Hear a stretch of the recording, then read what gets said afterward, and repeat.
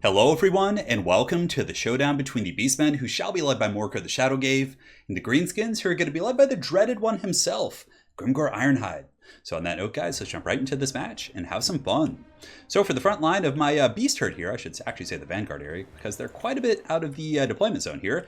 I'm going to be going with 4 groups of the Ungor herds. Now the reason I just go with very limp infantry is because I'm going to be relying very heavily on my Centaurs with throwing axes, my Cygors, as well as the Minotaurs here in the back line, who are going to be the Butchers of Kalkengard. And basically what I do is I just get the Ungors, I push them up and around the flanks. They have stock, which is nice, so you can kind of delay the engagement, ambush your opponent's flanks, but for the most part you just use them as a roadblock. So I kind of trickle them in, a little bit of a Reaganomics action going on. I just trickle them in one at a time, let them take a beating, but the entire time they're kind of halting this force of Black Orcs and Savage Orcs and, actually good infantry.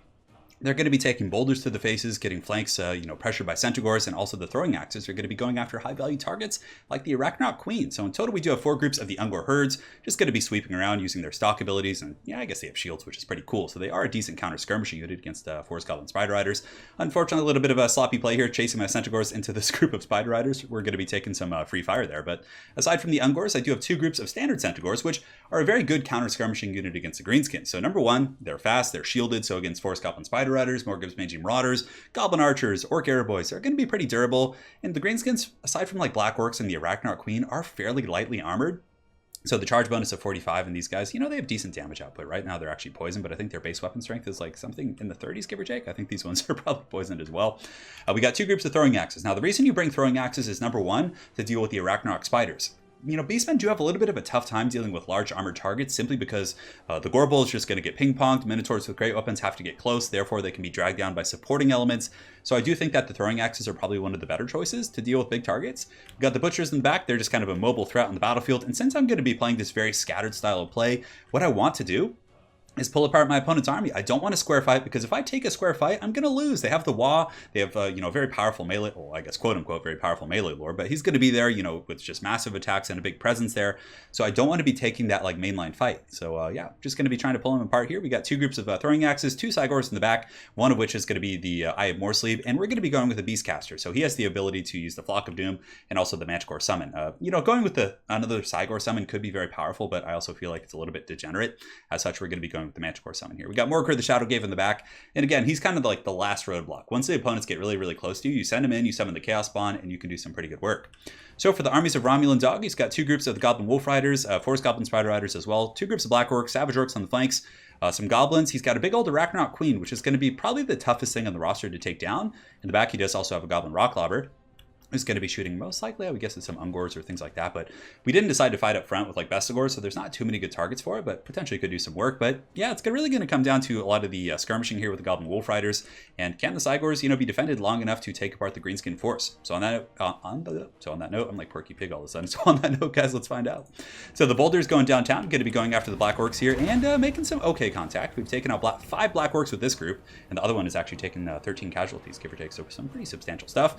Now we're going to be trickling in the Ungors. So the Ungors are collapsing inward, and a little bit of a sneaky play. So these guys were not detected until relatively late here. So they're going to be getting a rear charge into these Forest Goblin Spider Riders, who are doing glorious battle with the Centaurs. Now let's look at the stat comparison. 29-26 and 25-37. So the Forest Goblin Spider Riders definitely have some pretty good stats. Granted, the charge bonus is going to favor the Centaurs here. So the Ungor is going to be charging in the back, going to be getting flanked by Goblins, but for the most part, I just want to shut down his mobile elements so I can then have full battlefield control, use my Minotaurs and my Centaurs with throwing axes to really pick things apart. The Minotaurs are going to be charging in here, just going to be goring some of these Night Goblins, tearing those little bastards asunder. And we're just going to be pulling back right away, just trying to get that shock damage, slowly just harassing all areas of the battlefield. And the Summon Manticore is now going to be coming in. So we've done some really good damage against Black Orcs. They're very, very torn up. Over here on this flank, pretty good little engagement. We're able to get the Ungor herds kind of teamed up with some of these Centaurs, and they get a really good 2v1 here on the Forest Goblin Spider Riders. And the Spider Riders can't really run away at this point. Centaurs are very, very fast, so they could easily chase them down and drag them down as they retreat. Throwing axes, I couldn't quite get on the Spider. There was a little bit of a buffer, so I decided to just basically throw at the Savage Orcs, whatever I could get. And the big old Spider's getting closer and closer to the Cygors back here, but so far the bounce power is a little bit in our favor, but again, that's because of the Chaos Spawn and the Manticore back here. And the Manticores, they're really, really good in this matchup because they can hunt down the casters. So if they have an Orc Shaman, if they have Warzog, if they have a Night Goblin Shaman here who's going to be using Vindictive Glare, which is very, very powerful against Beastmen casters and Lords, you want to be sending the Manticore to take out those targets. So this Night Goblin Shaman going to be taking a bit of a beating from that Manticore, so quite happy about that. And from here, We're just going to be pulling back the Butchers of Kalkengard, not taking that engagement with Grimgor. I mean, why should we? We're faster. We need to take advantage of our speed. And you can see Big Papa Grimgor is trying to get in there, but we should be able to, evade him here. In the meantime, just working down the Black Orcs. More boulders are being thrown, and we're going to be engaging Morker the Shadowgave and our Beastcaster right here to slow them down. And the Chaos Bond Summon has been used from the Staff of Corruption to do some work and just pin down these Black Orcs. And the Minotaurs are going to start hitting on this Arachnoid Queen right here, hopefully able to do some damage. Grimgor has been caught by the Warp Gaze, so for anyone who doesn't know, the Eye of Morsleeve, which is the Regiment of Renown of Sigors, actually has an ability called the Warp Gaze, which is just a snare. It's very, very good. So we're able to lock down Grimgor, and he's going to be taking some lovely access to the face. Now in the back line, things are going pretty good. We have our Centaurs just chasing down the remnants of his troops back here, going after the artillery pieces. We are able to get on that Goblin Rock Lobber. We also do get our Centaurs. I think we had them on the Goblin Wolf Riders, but maybe I just forgot to give them more orders. We do also have some Ungors that are able to sneak around, so we kind of were able to pull apart the army a little bit. I mean, a substantial portion of the Greenskin resources were poured into the back line, and over here as well. I mean, there's still a lot. There's some Savage Orcs, which obviously would be very useful up here. Therefore, we're able to kind of isolate the Black Orcs and the slower units on the Greenskin roster and potentially pull them apart, but the bounce power in our favor. But remember, we have these summons. We have the Feral Mancores, we have Chaos Bonds, we have a lot of kind of false inflation in the bounce of power. So Morker the Shadowgave going to be dropping his Pimp Claws in the Black Orcs, and they're doing a little bit of damage against him, but typically you need like high DPS units like Savage Orcs or things like that to get through Morker with his regeneration, so he should be able to maybe finish those guys off. And it looks like Romulan is able to get some Force Goblin Spider Riders back here to temporarily shut down the Sigors, but Sigors are pretty powerful in melee.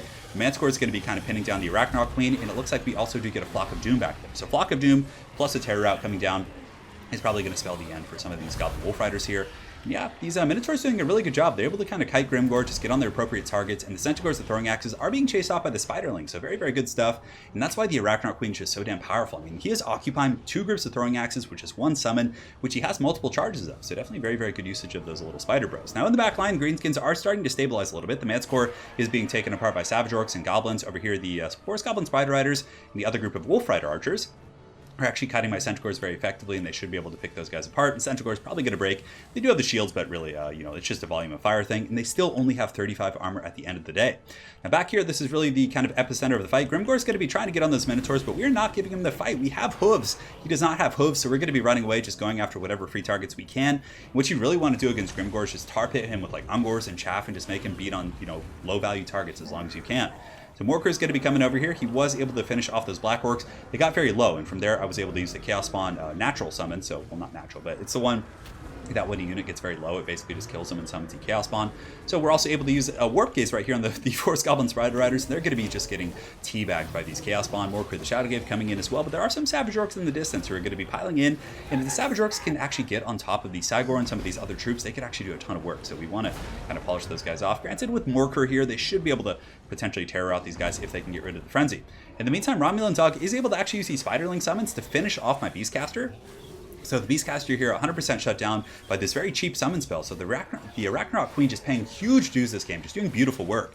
Over here, Grimgor is in the fight of his life fighting the Minotaurs, but that's pretty much going to be all she wrote, as the Greenskins were pretty tattered, and the bounce of power was definitely about to hit Army losses. So a very powerful build against Greenskins. It's been very successful for me. I can't remember the last time it didn't work out well, or at least the game wasn't close. But yeah, basically you just advance the Ungors, you pull your opponent's army apart. In the meantime, when you're able to isolate things that get caught off on the Ungors, you can rear charge them with Centaurs. Throwing axes are going to pick apart Black Orcs. Because, the one advantage the Beastmen do have over the Greenskins, they're pretty powerful in melee in their own right, but you just can't stand up to a Greenskin Waaagh. The Waaagh is just too good. The infantry, the force multiplier on the Goblins and the Savage Orcs, it's just too much, in my opinion. Now, it can be done. You can use like Bestigors and Minotaurs, and with very good micro and tacticianship, you could probably win that battle. But I think this is a more fluid, probably easier way to kind of go about it. Centaurs and throwing axes can pick apart the Black Orcs and the infantry and the Arachnoid Queens, or Arachnoid Spiders, or the Queen. And the Minotaurs are pretty good as well. They give you some like longevity and actually some punching power to an army that really is heavily dependent on just Sigors. And something else that Romulan and I actually talked about after the game, if I'm not mistaken, I believe that this build would not be legal in traditional tournaments because there's a limit to 1 Sigor. Granted, you can bring a Sigor in tournaments and then summon more. If I'm not mistaken, I have to double check on that. But yeah, so you can bring 1 and summon multiples, but really the reason that, from how I see it, 2 Sigors would be banned in tournaments is because someone could then bring a caster and summon another 2, bringing you up to 4, which I do think is a little bit over the top. But yeah, we just went with the 2 plus the Manticore summons, which were very, very good there. But yeah, it's a pretty strong build if you're going on ladder. Definitely recommend trying it out. And if you were playing in like a King's Cup style tournament, I would probably just cut the Cygor here. And if that were the case, I would just bring another caster and just summon my second Cygor. And from there, just get pretty much the same exact value. So it's a bit of a wash there. So yeah, very well played. It was definitely a fun match. And really, I just think the build was just very, very good against the Black Orc style of play. And plus Grimgor, he was memeing around a little bit. Grimgor is very, very slow and would have trouble keeping up with such a build. So guys, this is actually going to be a two for one. We're going to have a 2-for-1 here. So this is Beastmen versus Greenskins. And we're going to be jumping into another match, which I believe was Chaos versus Tombkings or Tombkings versus something. Can't quite remember. Getting a little bit old up here in the 30s, guys, but we'll see you in game 2 in just a moment. All right, guys, so now we're back with game 2, which is going to feature a showdown between the Tombkings, who shall be led by Khalida, and the Skaven, who are going to be led by a Warlord atop his mighty Bonebreaker. So in this match, I wanted to try something a little bit unorthodox. Now, the Skaven do have access to some extremely powerful artillery. They have Warp Lightning Cannons, Plague Claw Catapults, and the Warp Lightning Cannons, for their class, are definitely probably one of the stronger anti-large, artillery pieces. Granted, they do have some weaknesses in the sense that, if they are focus fired by ballistas or, Eagle Claw Bolt Throwers or Reaper Bolt Throwers, they can go down very, very quickly. So on that note, I wanted to try a bit of a Tomb King strategy that I think is relatively unorthodox. We're going to be going with Khalida. So Khalida here is going to be dropping the Blessing of Asaf, which gives missile damage, reload skill, armor-piercing missile damage, and hopefully will really enable the damage of these Ushapti Greatbows. So we're going with 3 of them. And what I wanted to do, I was expecting the Warp Lightning Cannons. I was like, we're going to go in, and I want to see if these 3 Ushapti, they cost about the same as a Warp Lightning Cannon. I wanted to see if their focus fire with the Blessing of Asaf would be enough to outrace the Warp Lightning Cannons. And I was expecting maybe 1 or 2 of these, but Romulan Zog comes in with the Steel Chair and actually brings 3. So it's going to be a 3v3 challenge. How can the Ushapti Greatbows do against Warp Lightning Cannons? And really, at the end of the day, I think that's really, what's going to determine this battle. So for the rest of the army, we got a bunch of Skeleton Spears in the front line, just chaff. They can hold back Clan Rats and, just low-tier units. On top of that, they have anti-large against Rat Ogres and Hell Pits and things like that. So definitely a solid choice. We got Khalida to buff up the Ushapti Greatbows. We got a Lore of Neakara Lich Priest, and we're going to be using his bow buff. He has a buff for bows as well, which is going to be the, The Petraz Incantation of Righteous Smiting. So some Righteous Smiting, brah. We're going to be dropping 40% armor-piercing missile damage, and as well as 40% natural missile damage on the Greatbows, and seeing how it does. On the flank, one of my favorite styles of play against Skaven is using a ton of Chariots. It's very fun to run over Rats with Chariots. So we have 2 groups of these bad boys, and we do also have a Necrotect. Up in the hills, 2 groups of Nehakar warriors and some carrion as well in the distance. I deployed them back in the corners because Romulan, quite the crafty veteran, is probably going to be having some sneaky rats. I thought he was, at least. So I wanted to make sure he didn't have any death runners or sneaky traps waiting for me in the shadows. And that's pretty much it. Definitely going to be really fun. Romulan has a very, very solid army as well. Storm Vermin, Clan Rats in the front, just going to be holding me up. And Storm Vermin with swords and shields are pretty good in this matchup. Tomb King's infantry, with the exception of halberds, don't have the best AP, so just having a little bit of armor on your rats is going to be helpful. He's got slingers, rat ogres in the back, and he's got the Bonebreaker, which is a really cool choice. And he mentioned to me after the game, he's like, yeah, Bonebreakers typically are my go-to pick against like Tomb Scorpions and some of the big constructs, so it's very, very cool to see this guy in action. He's got rat ogres, he's got some Skaven slaves, and I think that's pretty much it. It's definitely going to be very, very good against the Ushapti, but the Ushapti could potentially give it right back. 3 of them with the buffs from the Blessing. I mean, that could be some heavy metal stuff. So I think it's time, guys. Let's get the show on the road and see how it goes. So we're going to be advancing here. Skeleton Sphere is going to be taking the engagement relatively quickly, and all 3 of my Ushapti are going to be piling in, but here comes the Warp Lightning Fire, and it is tearing into these guys, and I had to keep them a little bit more boxed up to get the buffs from the Blessing. But now all 3 Ushapti are going to be tearing into the Warp Lightning Cannon. And yeah, I'm pretty eager to see how this trade goes. Well, I actually know the answer, but I'm eager to show you guys. So the first volley is coming in here. The Warp Lightning Cannon is going to be taking some fire. It hasn't lost any pieces yet. It looks like we might be getting one in just a moment. And the first Warp Lightning Cannon has fallen from this group here, but it looks like we're taking pretty lethal damage. These Ushapti Greatbows getting melted. Chosen of the Gods getting just destroyed, but we're getting pretty decent pressure on the flank. So where we're losing pretty heavily in the artillery fight so far, the Skeleton Chariots are getting in there. We're able to ramshackle some of those Skaven Slave Spears, and we get a nice rear charge into the Storm Vermin with the Swords and Shields. So the Chariot's doing some pretty good stuff, disrupting the Skaven formation.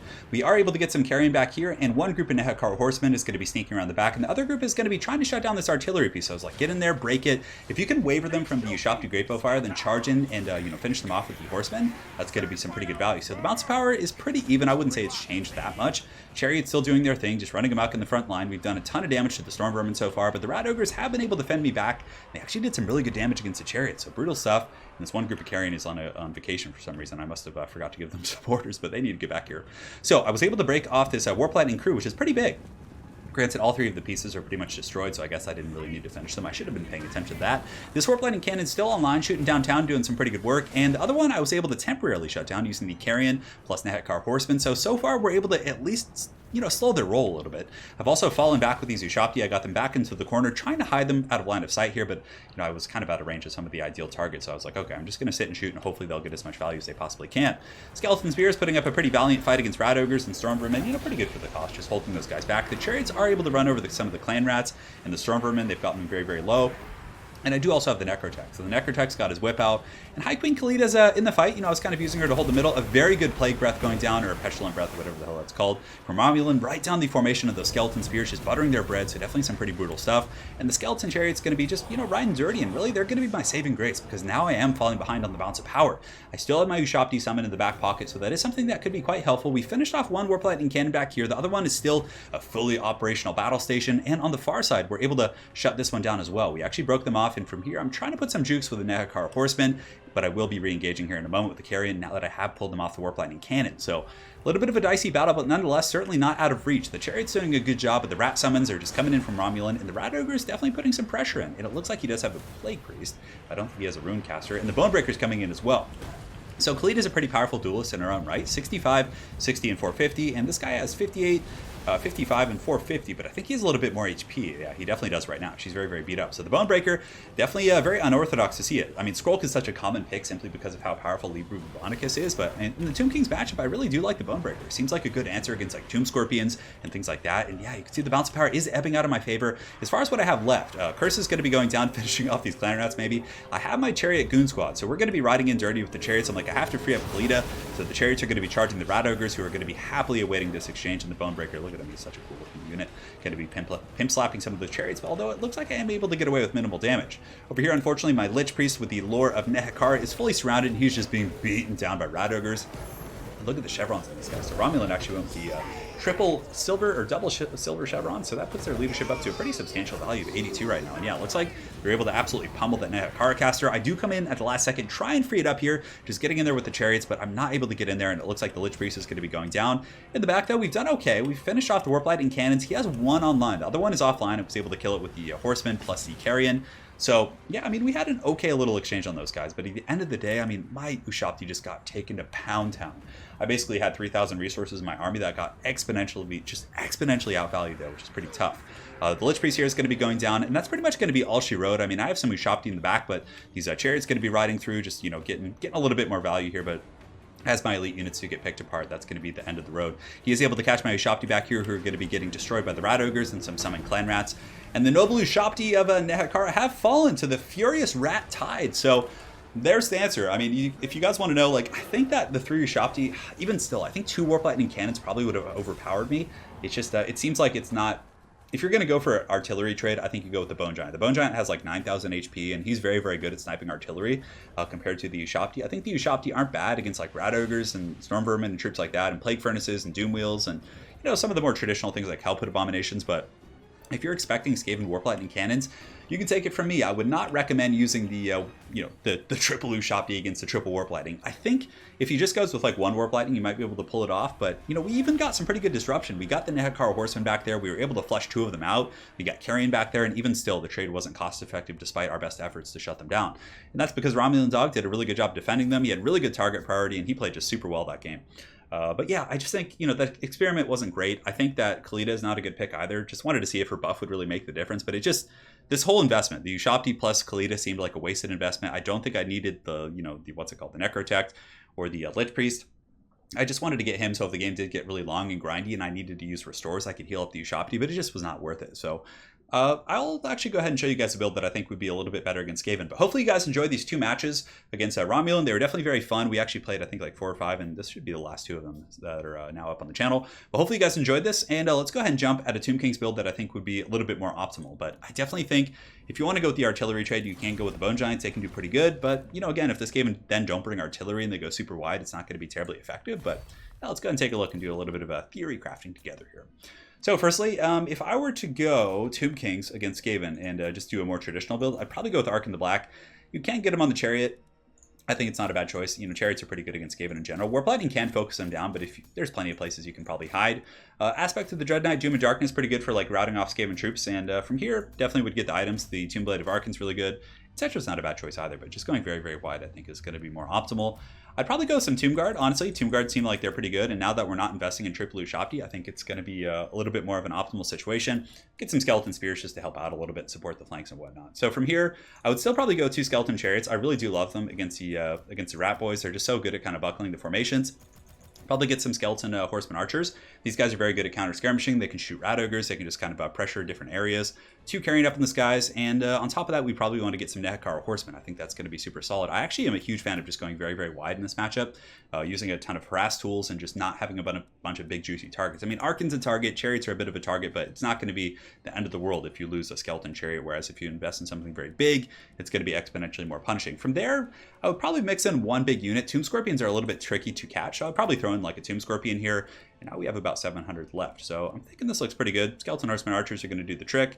And yeah, you can go with artillery of your own, but Warp Lightnings are just going to greatly outclass you in that respect. So do we want to get the Kepra Guard? I mean, we could cut this guy and get the Kepra Guard. That's actually not a bad choice, but yeah, they could get focused down really bad by Skrull's Pestilent Breath, so I would probably opt out of that. Now we need to make sure we have something to deal with large threats. So I mean, if they went with something really big like Hell Pits, I mean, we could get Skeleton Archers. They actually might not be bad here. But we have these Skeleton Horseman Archers that can focus them down, Arc and the Black Spirit Leech. I mean, I feel like there's plenty of tools, plus a couple of groups of Spearmen. From there, we could even mix in a couple more. I don't think you need like a dedicated anti-large tool against these Skaven. So we'll just get 2 more Skeleton Spears. I honestly feel like this would be a pretty, pretty potent force. And arguably, you could put Arkan on foot and just be really, really conservative about not being focus fire, but I like him on his chariot, and it's pretty fun to ride him with these Skeleton Chariots and whatnot. So very well played to Romulan. Hopefully you guys enjoyed that 2-for-1, and we will see you guys next time. Take care.